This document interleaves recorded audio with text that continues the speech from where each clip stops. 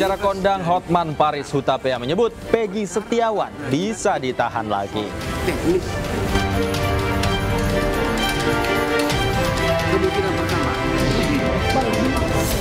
Keluarga wartawan yang rumahnya dibakar melapor ke Markas Pusat Pos Militer TNI Angkatan Darat.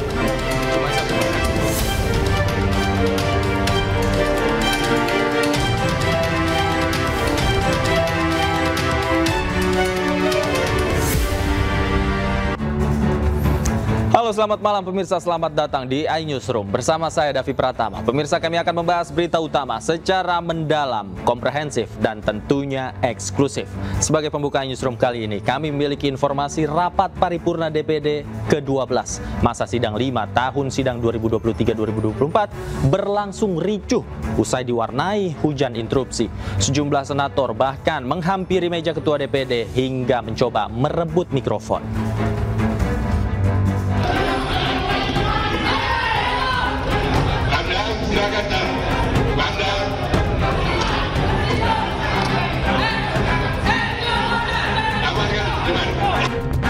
Inilah suasana kericuhan yang terjadi saat rapat paripurna ke-12 DPD RI masa sidang kelima tahun 2023-2024. Kejadian bermula saat Lanyala sedang menyampaikan penyempurnaan tata tertib DPD RI serta laporan hasil kerja pimpinan DPD RI. Ketua Panitia Perancang Undang-Undang 3 anggota yang saya belum dijawab berdasarkan kesepakatan kelompok.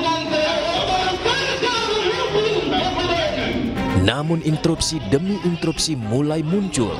Salah satunya disampaikan Senator asal Papua Barat, Philip Wamafma. Pengaturan tentang syarat pencalonan pimpinan dalam ungkapan DPD RI sama dengan syarat pencalonan pimpinan DPD RI. Lanyala sempat tak menggubris interupsi tersebut dan tetap melanjutkan pembacaan laporan serta draft tata tertib. Hal ini pun memantik amarah sejumlah senator lain. Mereka turut berteriak melayangkan interupsi hingga akhirnya menghampiri meja Lanyala sambil menunjuknya agar tak mengesahkan laporan draft tata tertib.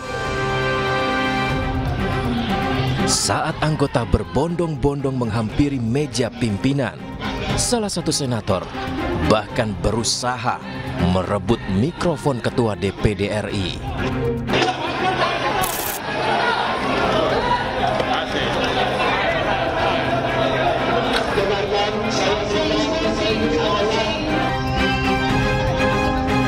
Sejumlah petugas pengamanan pun kemudian membentuk barikade agar kericuhan tak semakin menjadi.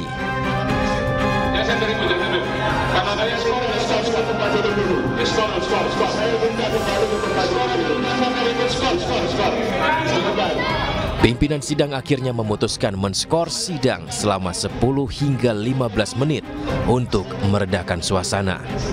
Dari Jakarta, tim liputan iNews melaporkan.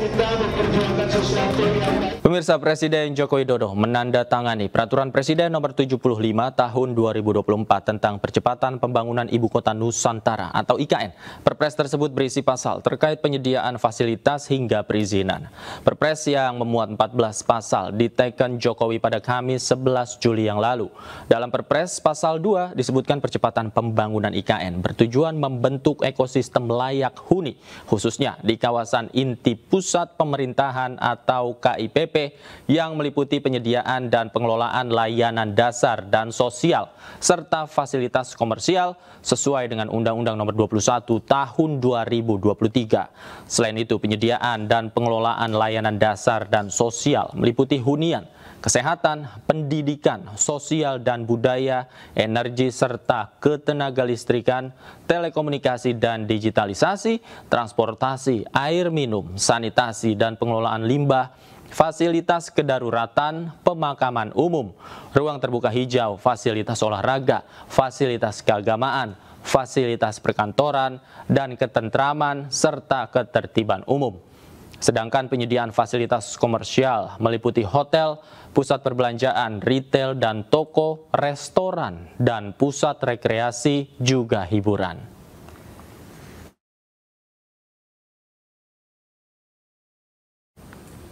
Kita ke informasi lain, pemirsa. Kementerian Pekerjaan Umum dan Perumahan Rakyat melalui Satgas Perencanaan Pembangunan Infrastruktur Ibu Kota Nusantara menyatakan Istana Negara dan di Nusantara Kalimantan Timur dapat digunakan pada akhir Juli 2024. Ketua Satgas Perencanaan Pembangunan Infrastruktur Kementerian PUPR, Imam Santoso Ernawi mengatakan sebagian besar ruangan di Istana Negara terutama ruang utamanya dapat fungsional pada akhir bulan ini. Sedangkan untuk lapangan upacara sudah berfungsi 100% dan siap digunakan untuk upacara kemerdekaan Republik Indonesia di IKN 17 Agustus mendatang. Lapangan tersebut memiliki kapasitas besar dan dapat menampung 8.000 orang.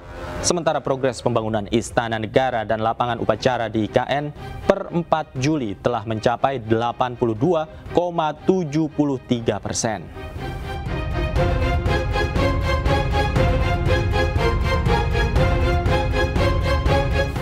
Kita ke informasi lain, pemirsa. Pemerintah berencana membatasi pembelian BBM bersubsidi pada 17 Agustus nanti.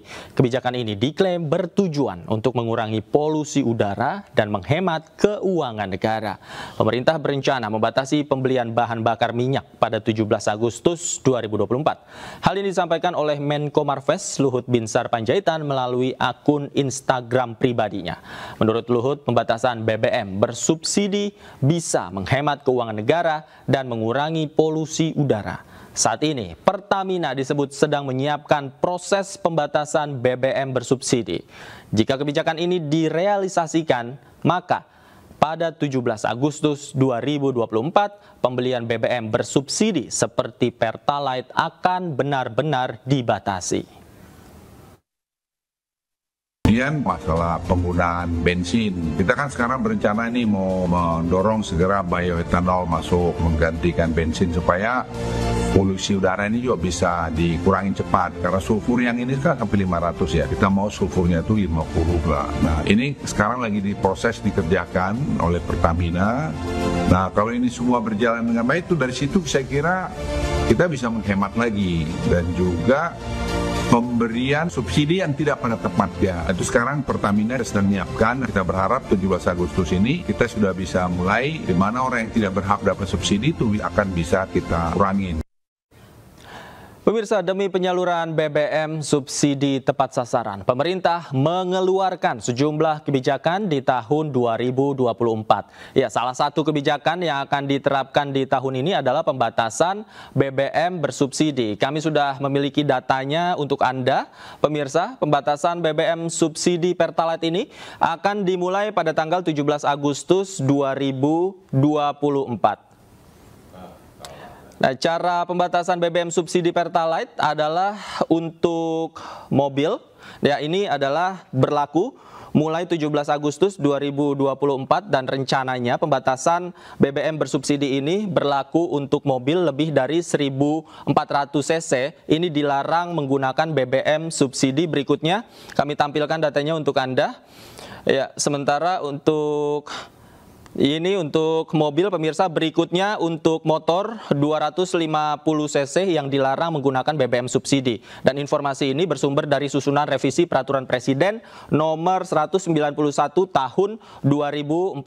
Berikutnya kami juga punya datanya, anggaran pemerintah untuk subsidi BBM dan LPG sangat luar biasa besarnya, di mana di tahun 2021 pemerintah menggelontorkan anggaran sebesar 56,9 triliun. Kemudian pada tahun berikutnya, tahun 2022, anggarannya membengkak mencapai 149,4 triliun. Kemudian pada tahun 2023, anggarannya mencapai 138,3 triliun. Kemudian tahun 2024 ini menjadi 113,3 triliun rupiah. Sayangnya anggaran triliunan rupiah untuk subsidi BBM ini belum sepenuhnya tepat sasaran ke masyarakat. Nah, sementara itu pemirsa, Menteri Energi dan Sumber Daya Mineral Arifin Tasrif membantah adanya pembatasan BBM bersubsidi mulai 17 Agustus mendatang. Namun ia menyebut bahwa pembatasan pasti akan dilakukan guna memastikan penerimaan subsidi BBM tepat sasaran. Volumenya? Kita lagi mempertajam dulu ininya, ya, diminta untuk mempertajam dulu. Apakah mempertajam? Iya kan kita mau tepat sasaran, ini ya kan, minta ini lagi diperdalam. Tapi untuk BBM yang mana sih Pak? Solar kah? Ya semua kan yang subsidi, ya kan, yang banyak yang memang harus yang dilihat kalau non subsidi kan enggak ada batas-batas juga Agustus, masih belum ini kok, kalian kok nanyanya kok. Bebasnya Peggy Setiawan usai sidang pra-peradilan menuai polemik. Pengacara Konda Hotman Paris Hutapea menyebut Peggy Setiawan bisa jadi tersangka lagi. Kita akan membahasnya usai jeda berikut. Tetaplah di Newsroom.